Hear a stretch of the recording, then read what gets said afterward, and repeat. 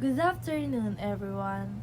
I am Matias from 1.6 BSHM, and this is my milestone 2 presentation for purposive communication. Wildlife trafficking, a major threat to global biodiversity. Wildlife trafficking is a serious global issue that threatens ecosystems, economies, and societies. The illegal capture, transport, and sale of endangered animals and plants pose significant dangers not only to biodiversity but also to environmental sustainability. This destructive trade puts countless species at risk and disrupts natural ecosystem, contributing to decline of wildlife population. 3 key points from the passage titled Wildlife Trafficking, a Major Threat to Global Biodiversity. Wildlife trafficking severely threatens biodiversity and ecosystem. It leads to species extinction, disrupt ecological balance, and reduce the ability of species to adapt to environmental changes. It poses risks to global health and economic stability.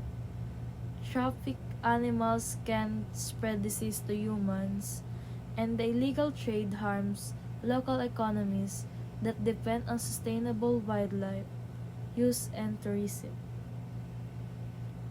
Global cooperation and stronger enforcement are essential. Combating wildlife trafficking requires stricter law, international collaboration, and accountability to protect endangered species and restore ecological balance.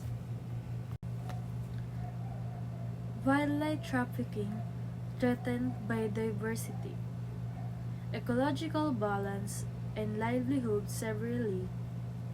It degrades ecosystem, hampers species' ability to adapt to environmental change, and drive animals towards extinction. It also threatens global health because disease can be transmitted from trafficked animals to humans, raising the risk of pandemics. To address this problem, stricter law, improved enforcement, and teamwork to fight the criminals behind this illegal trade. Charts present the percentage of wildlife trafficking. The high percentage for rhinoceroses, pangolins, and elephants underscore the continued threat these species face from poaching and illegal trade. The data also highlight the broad range of species affected by wildlife trafficking, from reptiles and birds to marine life. This widespread illegal activity poses significant challenges to biodiversity conservation efforts globally. It's important to note the seizure records may not fully capture the extent of illegal wildlife trade, as many activities go undetected. Therefore, the actual impact on these species could be even more severe than the data suggests. In conclusion, wildlife trafficking presents a threat to ecosystem, species existence, and even health on a global scale. It adds to decrease in biodiversity, puts environmental equilibrium at stake, and economically affects communities. Stricter regulation, more enforcement, and better international cooperation will be needed to resolve an issue of such a wildlife trafficking.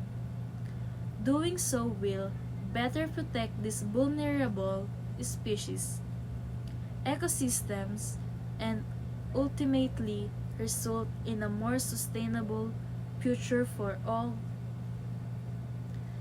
Active cooperation with specific goals allowed there to be a hope for a future where wildlife trafficking is lessened, endangered species are protected, and natural ecosystems are preserved.